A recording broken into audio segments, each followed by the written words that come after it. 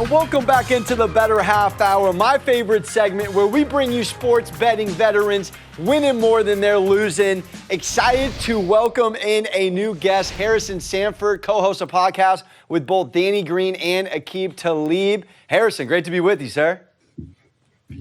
Thank you for having me. Looking forward to making some good bets and making some money as we continue with these NBA playoffs, my friend. Absolutely. Let's start by debriefing on last round. You more surprised by the Suns blowing a 2-0 lead or the Bucks being bounced and not getting a chance to defend their title?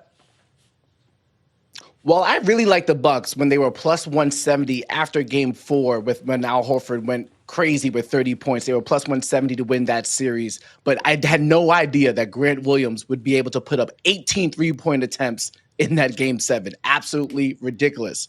With that being said, we all have to be shocked about what Luka Doncic and the Mavericks did in Footprint Arena or Footprint Center to the Phoenix Suns. Absolutely tremendous. Had people on national TV calling Chris Paul a traffic cone.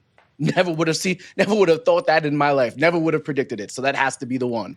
And now that the conference finals are set, which matchup are you more excited about and also more excited about betting? Oh, I'm more excited about the Mavericks series against the Warriors. One, because more points will be scored. And two, because Luka Doncic is one of those ones. I think he's up there now. He's elite. And then you have Draymond Green, who is absolutely spectacular to watch on the defensive side of the ball. So that is going to be the most fun for me to watch and to bet on because points will be scored one way or another. And looking at this Celtics Heat matchup, two top defensive teams going against each other. How do you see the strengths and weaknesses for both clubs balancing out? And do you give an edge defensively to either of these teams?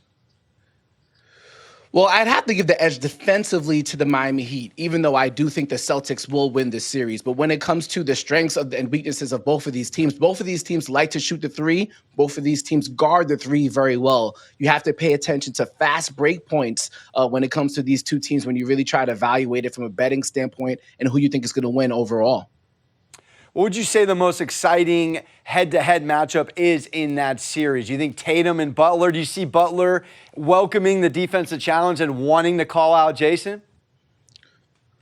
No, I think you're actually going to see P.J. Tucker on Jason Tatum. You saw it last year when P.J. Tucker guarded Kevin Durant. I think Jimmy Butler has such a large workload, especially with Kyle Lowry not playing, at least in the beginning of this series. He's going to have to score. He's going to have to assist. I think you can get away with Butler on maybe a Marcus Smart, maybe put Butler on a Grant Williams. I think they'll try and rest him as much as they can and put P.J. Tucker on Jason Tatum.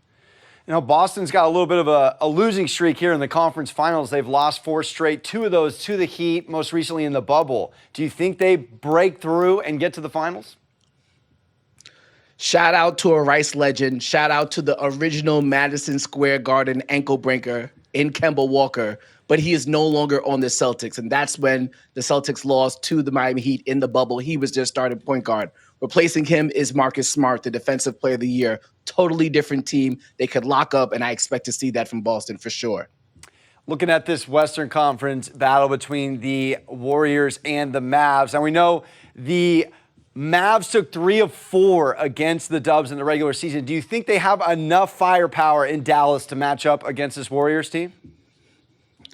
Yeah, I'd throw it away the regular season matchups. Jordan Poole, Klay Thompson, Steph Curry, those guys really haven't been on the floor together, especially during the regular season. I do think they have enough because, again, Doncic is one of them ones, and he controls the pace of the game. Everything moves at his speed. I think they have enough. You couldn't put money in my pocket to bet on it, but I do think they have enough. I would not be surprised if the Mavericks pulled this off. From a defensive point of view, how do you see this Warriors team trying to slow down Luka? Do you think they're going to put Klay on him predominantly? Do you think they're going to go a little bit of a platoon swap and throw a few guys at him? I think it's going to be a platoon. I think there's no answer for him. Klay is not what he used to be defensively. Andrew Wiggins is about 30 pounds lighter than Doncic. And we saw Doncic post up DeAndre Ayton. And DeAndre Ayton's the center. So I don't think Draymond Green has an answer for him. If I'm the Golden State Warriors, let Luka do what he does. Just don't let him have 10 assists. If he's going to score 40, he scores 40. But if he has 35, 10, and 8, then they're really in trouble. If you're putting a little bit of a futures matchup together on DraftKings, one team versus the other, who do you think is most likely to match up in the NBA Finals? I would put the Celtics for sure. I think they're just like the Miami Heat, but with more scorers. And then I would have to put the Warriors just because of experience and home court advantage, even though I could see both series going in opposite directions for sure. All of these teams are very talented, and all of them have high defensive potential as well, for sure. And do you have any particular strong bets in game one of either of these conference finals to kick it off? I have a couple bets that I do like.